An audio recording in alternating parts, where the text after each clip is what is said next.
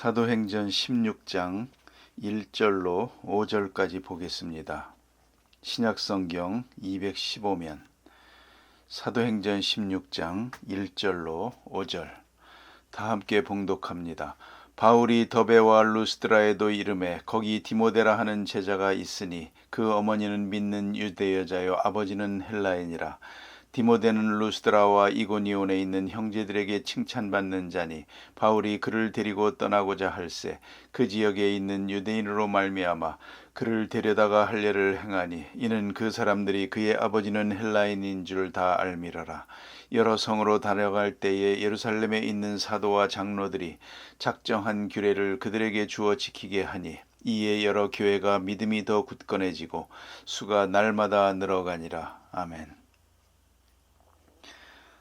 이제 16장을 공부하게 됩니다. 사도 바울이 지금 2차 전도 여행을 떠나서 여러 곳을 방문하고 있는데요. 우리가 한번 생각하고 넘어가야 됩니다. 지금 여기에 1차 전도 여행 때 가서 교회를 세운 그 지방을 지금 다시 돌아보고 있습니다. 그래서 루스드라에 지금 왔는데요. 모름지기 성경을 잘 상고해 보면 5년 만에 이 자리에 온 것 같습니다. 그러니까 5년 전에 잠깐 다녀가면서 복음을 전했고요. 교회가 세워졌고 스스로 거기서 교회가 부흥되어 있었고 5년 만에 다시 이곳을 방문하게 되는 그런 상황입니다. 지금 얘기가. 여기서 이제 디모데를 만나게 됩니다. 아마도 1차 전도 여행 때에 디모데가 사도 바울을 만나서 예수를 믿게 된 것 같습니다. 그러나 그때는 눈여겨보지 못했고 특별하게 지목해서 그렇게 제자를 삼으려고 하지는 못한 것 같습니다. 그러나 사도 바울로부터 복음을 받고 예수를 믿고 5년 동안 그런 교회 생활을 통해서 믿음이 자랐습니다. 5년 동안 훌륭하게 스스로 믿음이 성장한 바로 그런 것을 보고 바울은 지금 디모데를 자기의 후계자로 삼으려고 합니다. 바울을 따르는 분들 가운데 몇 가지 종류가 있습니다. 일반적으로 제자라 부르는 것은 그대로 예수 믿는 자를 말하고 일반적인 교인이고요. 그 다음에는 동반자, 동역자라고 부르는 것이 있습니다. 동반자, 동역자 하는 말은 바울을 도와서 여러 가지로 수고하는 분들입니다. 바울은 주로 전도 여행을 할 때도 동반자가 필요했지만은 그는 개척자이기 때문에 어디 가나 교회를 세웁니다. 세우고 또 다른 곳으로 옮겨가거든요. 그런데 그 세워진 교회는 다른 동역자가 그 교회를 돌보게 되어 있습니다. 그래서 바울은 오고 가면서 소식을 전하면서 혹은 편지를 전하기도 하면서 그 세워놓은 교회를 양육하게 되는 것을 볼 수 있습니다. 이러니까 반드시 동역자가 있어야 했고요. 그러니까 제자가 있고 동역자가 있고 하나 더 있습니다. 그게 바로 아들입니다. 그가 서슴지 않고 믿음의 아들, 내 아들아 하고 부르는 아들이라고 부르는 게 있습니다. 그건 후계자입니다. 그건 좀 얘기가 다릅니다. 그래서 내 일을 계속할 사람, 나는 한 번 하고 지나갑니다. 갈 거예요. 그러면 후계자가 필요하죠. 바로 여기서 바울의 위대한 점을 볼 수가 있습니다. 하나님께서 바울을 들어 쓰셨습니다. 그러나 바울은 압니다. 하나님이 나를 들어 썼고 동시에 나 다음에 일할 사람이 있어야 한다는 것을 알고 있습니다. 후계자가 있어야 된다는 거죠. 누구나 그렇습니다. 아무리 욕심을 부려도 우리는 지나가야 됩니다. 그렇지 않습니까? 한 세대를 지나가야 합니다. 후계자가 필요합니다. 후계자를 세우는 일을 미리미리 해야 됩니다. 우리가 그것이 문제입니다. 오늘 우리나라에서도 지금 경제, 정치, 문화 모든 면에서 교육할 것 없이 가만히 보면 훌륭한 사람들이 가끔 있는데요. 이어지지를 않습니다. 후계자가 없습니다. 요새 정치인들도 보면 참 이렇게 인물이 없나 하는 생각이 듭니다. 사람을 키우질 못합니다. 또 사람을 키우는 분위기를 만들지 못합니다. 그 점에서 우리는 상당히 부족하다고 생각합니다. 남의 나라이지만 중국을 가만히 보면요. 미리미리 준비하고 후계자를 이어가는 것을 볼 수 있습니다. 우리는 막막한 가운데 엉뚱한 사람들이 뛰어들고 이제 공부하는 겁니다. 그러니 휘청거리면 온 국민이 다 같이 휘청거리죠. 그렇지 않습니까? 무리할 정도로 이게 안 되는 거거든요. 이래서 후계자가 필요합니다. 사도 바울은 지금 틀림없이 디모데를 1차 후계자로 삼았습니다. 그 다음에 조금 나가다 보면 디도도 또 후계자로 삼았습니다. 이렇게 많은 후계자를 두어서 일하게 하고 거침없이 내 아들이라고 부릅니다. 하나님의 사역함에 있어서 내 아들 디모데 이렇게 부르는 것을 볼 수가 있죠. 정말 디모데는 훌륭합니다. 나는 디모데를 생각하면 잊을 수 없는 듣고 경험한 사건이 하나 있습니다. 사실 여부는 알 바가 아닙니다. 그것은 로마를 갔을 때 보면 대개 보면 로마에 가면 베드로 성당을 많이 가봅니다. 요한 성당, 베드로 성당 이런 건 많이 봅니다만 바울 성당이 또 있습니다. 그것은 너무 성당이 많으니까 사람들이 큰 것만 먼저 봅니다. 베드로 성당, 요한 성당 하고는 끝이요. 그리고는 바울 성당에는 사람이 가지 않습니다. 저희가 갔을 때도 사람이 없습니다. 그런 데를 찾아가 봅니다. 그런데 바울 성당도 베드로 성당보다 조금만 작습니다. 꽃 같은 모양으로 지었습니다. 그런데 그 성당이라는 게 생각해 보면 그게 교인들 모이는 곳이 아닙니다. 무덤입니다. 무덤. 베드로 성당은 베드로의 무덤이고요. 그리고 가끔 교황이 나와서 설교하고 크리스마스 때나 부활절 때 보면 마당에서 하지 않습니까? 성당 안에서 하는 게 아니거든요. 아무튼 베드로의 무덤이 그 안에 있습니다. 시체가. 바울 성당은 한가운데 바로 바울의 무덤이 있습니다. 깊이 내려가면서 거기에 바울의 시체가 있다는 것이죠. 그런데 놀라운 것은 바로 그 밑에 바울 바로 밑에 디모데가 있다는 겁니다. 그것을 거기 지키고 있는 신부가 설명해 주는 걸 들으면서 아주 크게 충격을 받습니다. 디모데는 참 훌륭한 사람이었다. 훌륭한 아들이다. 한평생 바울을 위해서 일했습니다. 그리고 그는 에베소 교회의 감독으로 일하고 마지막에 순교하고 그 시체는 바울 밑에 바울과 함께 살았기 때문에 바울을 위하여 살았으니까 그는 바울 밑에 묻혔습니다. 여기서 우리가 두 가지를 생각해야 됩니다. 우리가 항상 그리스도를 위하여 그러는데 독자적으로 그리스도를 위한다는 데 문제가 있습니다. 그리스도를 위한다. 그 다음에 구체적으로 디모데로 말하면 나는 그리스도를 위하여 그리고 진심으로 바울을 위하여 이게 직선상에 있거든요. 이게 구체성이 있습니다. 그런데 우리는 추정이요 전부가 저마다 다 하나님을 위하여 그리스도를 위하여 영광을 위하여 해놓고는 싸우는 겁니다. 하나님의 영광을 위하여 싸워요. 그리스도의 영광을 위해서 다투는 겁니다. 이게 바로 잘못된 것입니다. 이걸 분명히 알아야 합니다. 디모데는 그리스도를 위하여 하나님의 영광을 위하여 하고 구체적으로는 바울을 위하여 헌신적으로 내가 섬겨야 할 자가 무엇인고 누구인가를 알고 있습니다. 그래서 바울의 절대 순종하는 것입니다. 그것이 디모데입니다. 그리고 생을 마쳤기에 저 바울의 시체 밑에 디모데가 있습니다. 이 얼마나 놀라운 얘기입니까? 자, 이제 다시 한번 디모데를 생각해 보십시다. 그 이름은 헬라식 이름입니다. 디모데라 하는 말이 헬라말로 하나님의 영광이라는 뜻입니다. 그리고 부모로 말하면 아버지는 헬라 사람이요 어머니는 유대 여인이었던 것 같습니다. 그런데 이런 경우 유대 사람들은 참 철저해서 만일에 유대 여자가 이방 남자에게 결혼을 한다, 이렇게 시집을 간다든가 하게 되면 그 집에서는 보내면서 장례식을 했습니다. 결혼식을 하지 않고 장례식을 해버렸습니다. 너는 유대 사람으로서는 죽었다. 이제는 그 말입니다. 너는 유대 사람과 관계가 없다. 그 말이죠. 참 얼마나 놀라운 얘기입니까? 요새 결혼 때문에 문제들이 복잡합니다만, 자, 유대 사람은 유대 사람으로 살아야 되고 유대 사람과 결혼을 해서 유대 아이를 낳아야 됩니다. 그런데 어찌어찌 돼가지고 이방 사람하고 하는 겁니다. 그럼 좋아, 하라. 단 너는 오늘부터 유대 사람이 아니고 우리 가문의 사람이 아니다. 저쪽에서는 결혼식하고 이쪽에서는 장례식을 해버렸습니다. 그리고는 잊어버렸습니다. 자, 이렇게 이방 사람하고 어떻게 돼서 결혼을 했는데 그리고는 아이를 낳았습니다. 아이를 낳을 때 어머니는 그 아이를 유대 사람으로 키웁니다. 성경을 가르치고 기도를 가르치고 이것이 유대 사람들의 풍속입니다. 바로 디모데가 그런 사람입니다.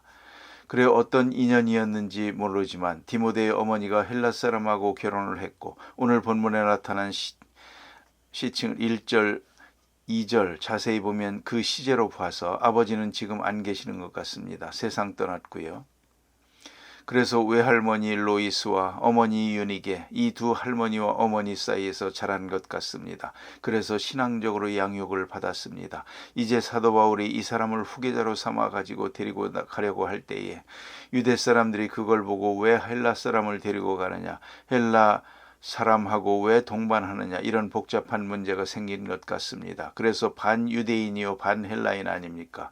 결국은 할례를 주었습니다. 완전한 유대 사람 만들어 가지고 동반자를 후계자로 삼는 것을 볼 수가 있습니다. 그러나 갈라디아 2장에 가서 보면 디도에게는 할례를 주지 않았습니다. 디도에게는 할례를 했고 디모데에게는 할례를 했고 디도에게는 하지 않았습니다. 디도는 온전한 헬라 사람이기 때문입니다. 디모데에게는 절반 유대인이기 때문에 할례를 베풀었고 디도는 헬라 사람이기 때문에 너는 아니다, 헬라 사람으로 예수 믿는 게 좋겠다. 그래서 할례를 하지 않았다는 그런 사도 바울의 특별한 목회 철학이 여기에 나타나게 됩니다. 그런데 이제 후계자를 삼았습니다. 이래서 벌써 바울은 자기가 떠날 것을 생각합니다. 지금 일하면서 영원하리라 생각하지 않습니다. 나는 떠난다. 떠나면 다음 이어져야 되거든요. 그래서 후계자를 미리미리 준비하는 것을 볼 수가 있습니다. 대단히 중요한 일이라고 생각합니다. 그 다음에 보니까 이 사람의 성격은 좀 감상적인 것 같습니다. 디모데후서 1장 4절에 보면 내 눈물을 생각하여 너 보기를 원한다. 참 유약하고 감상적인 사람인 것 같습니다. 마음이 또 약해서 겁을 잘 내는 사람 같습니다. 그래서 내 연소함을 업신여기지 마라 하는 그런 말씀도 있고, 고린도전서 16장에 보면 디모데가 일하거든 두려움 없이 일하도록 하라. 두려움 없이 일하도록 두어라. 이런 것을 볼 때에 디모데는 좀 겁이 많고 좀 섬세하고 감상적인 그런 사람이고, 또 신체도 조금 약해서 디모데전서 5장 23절에 보면 소화불량이 좀 있었던 것 같습니다. 그래서 그가 약함으로 인해서 오는 모든 어려움을 바울은 잘 알고 있었습니다. 육체도 몸도 그리고 정신도 좀 약한 그런 사람이었다는 것입니다. 그런데 신앙은 어떠냐 하면 신앙은 할머니 로이스와 어머니 유니게로부터 전통적으로 이어받은 신앙입니다. 여기서 우리가 한번 생각해야 됩니다. 목회 사회적으로 연구한 사람들의 결론을 보면은, 가령 예를 들어서 중간에 30세, 40세 이런 때 예수를 믿었다고 합시다. 그리고 교회를 위해서 일하려고 합니다. 그런 마음을 가진다고 한다면 대개 그들은 부흥사가 좋습니다. 부흥사로 일하면서 개척적인 교회 개척을 하고 이런 일 하는 게 좋습니다. 그러나 한 교회를 맡아서 차분하게 10년, 20년 이렇게 목회해 나가는 데는, 혹은 신학적으로나 목회학적으로 볼 때는 어릴 적부터 믿은 사람이 유리합니다. 그런 것을 통계학적으로 볼 수가 있습니다. 그래서 디모데는 목회자에 어렸을 때부터 믿었습니다. 그래서 신앙의 경륜이 깁니다. 할머니 어머니로 계속 이어진 신앙의 사람이기 때문에 그는 활발하게 낯선 곳에 가서 개척적으로 일하는 데는 그렇게 능력이 많지 못했습니다. 그러나 그는 이미 세워진 교회를 위해서 봉사하는 데는 목회적인 면에서는 아주 훌륭한 분이었습니다. 여기서 두 사람을 대조해 볼 수가 있습니다. 그것이 바로 사도 바울입니다. 바울은 극적인 사람 아닙니까? 다메섹까지 따라가서 예수 믿는 사람을 죽이겠다고 하던 그 사람입니다. 이제 드라마틱하게 확 돌아갔습니다. 이 사람은 개척자입니다. 그러나 디모데는 그런 경험이 없는 것 같습니다. 차분하게 어렸을 때부터 신앙생활을 했고, 또 그리고 사도 바울로부터 계속해서 말씀을 듣고 공부하고 또 교훈을 받은 사람이요. 그는 목회자였습니다. 하나는 개척자, 하나는 목회자, 이렇게 대조해 볼 수가 있습니다. 그럼 오늘 본문에 나타난 후계자가 되는 이런 제자, 이 자격이 뭐냐 이겁니다. 여기서 몇 가지를 볼 수가 있습니다.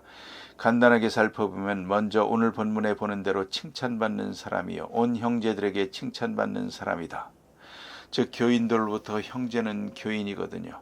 교인들로부터 칭찬받는 사람, 이게 아주 중요합니다. 때로 오해받을 수도 있겠지만 많은 사람으로부터 칭찬받는 사람이 지도자가 될 수가 있죠. 또 비판받는 그런 사람이라면 지도자가 되기 어렵습니다. 그래서 하나님께로부터 칭찬받았지만 사람으로부터 칭찬받는 그런 인격자라야 교회 지도자가 될 수 있다 하는 것이고요. 다음에는 그런 철저하게 섬김의 자세를 가지고 있습니다. 확실하게 하나님을 섬기며 바울을 섬겼습니다. 나는 바울을 위해 산다. 그것이 내가 할 일이다 라고 생각했습니다. 우스운 얘기입니다만 영락교회 한경직 목사님 두 분 다 돌아가셨습니다만 그 사모님이 말이 좀 거칠고 그래서 교회에서 늘 걱정을 했습니다. 심하게 말씀할 때는 참 무서운 그런 분이셨습니다. 또 목사님이 몸이 약해서 낮에 잠깐 쉴 때도 있고 그런데 문 밖에 나가 서 있습니다. 아이들 떠드는 거 보고 이놈들아 가라고 그런 걸 볼 수 있는데 사모님한테 직접 들은 얘기입니다. 그분은 생각합니다. 내 남편을 섬기는 것이 바로 교회를 위하는 것이고 교회를 위하는 것이 하나님의 영광을 위하는 것이다. 확실합니다. 나는 어쨌든 남편, 목사님을 위해서 일하는 것이요. 내가 세상에 태어난 목적이라고 생각해요. 그러기 위해서는 거침없습니다. 그걸 보고 훌륭한 분이라고 칭찬해드린 일이 여기저기 다니면서 얘기도 했습니다만 참 디모데는 확실하게 사도 바울을 위해서 살았습니다. 이것이 내가 할 일이다. 온전한 섬김의 자세가 있었고요. 투명한 충성이 있었습니다. 바울과 함께하고 또 바울은 디모데를 믿습니다. 그래서 디모데후서 4장 사도 바울의 유서라고 하는 그 마지막 편지에는 내가 겨울 전에 속히 오라. 내가 너를 봐야겠다. 임종 전에 순교하기 전에 바울이 마지막으로 만나고 싶어하는 모습을 볼 수가 있습니다. 어서 오라, 겨우내 오라 이런 편지를 씁니다. 얼마나 사도 바울과 디모데 사이에 있었던 부자지간의 관계와 같은 뜨거운 사랑이 거기 나타나고 있습니다. 서로 신뢰하고 있었습니다. 그래서 그는 빌립보 2장 19절에 쭉 고린도전서 4장에 볼 것 같으면 어려운 문제가 있는 교회를 수습할 때 디모데를 보냈습니다. 저의 말은 내 말이다. 저가 하는 대로 하라. 거침없이 이렇게 편지를 씁니다. 그를 신뢰했습니다. 그의 진실도 믿었지만 그의 능력을 믿었습니다. 완전히 바울은 디모데를 믿었다는 것입니다. 그리고 복음 전파에 있어서 극히 생산적인 그런 능력이 있는 사람이었습니다. 훌륭하게 감당을 했습니다. 그러나 디모데가 개척교회를 세웠다는 얘기는 없습니다. 교회는 사도 바울이 세운 교회를 목회했죠. 한평생 이제 바울이 다음 교회로 가라 그러면 가고 또 그 다음으로 가라 하면 가고 이러면서 바울이 세운 교회를 뒤에서 비하인드맨으로 돕는 그런 사람이었습니다. 정말로 이름 없이 빛 없이. 그러나 이 사람이 꼭 필요한 것이요. 바울만 가지고는 선교 사업이 이루어질 수가 없습니다. 그를 뒤에서 도운 목회자 디모데, 믿음의 아들 후계자가 있었다는 것이죠. 그리고야 이것이 가능했습니다. 가끔 보면 너무 앞에 서려고만 합니다. 아닙니다. 뒷사람이 필요합니다. 뒤에서 비하인드맨이 필요합니다. 조력자가 필요하고 후계자가 필요합니다. 개척자만 파이오니어만 필요한 게 아니요. 뒤에서 돕는 자, 바로 디모데, 바로 그러한 일꾼으로 이름 없이 충성해 나가는 그런 사람들이 필요하다는 말입니다. 기도하십시다.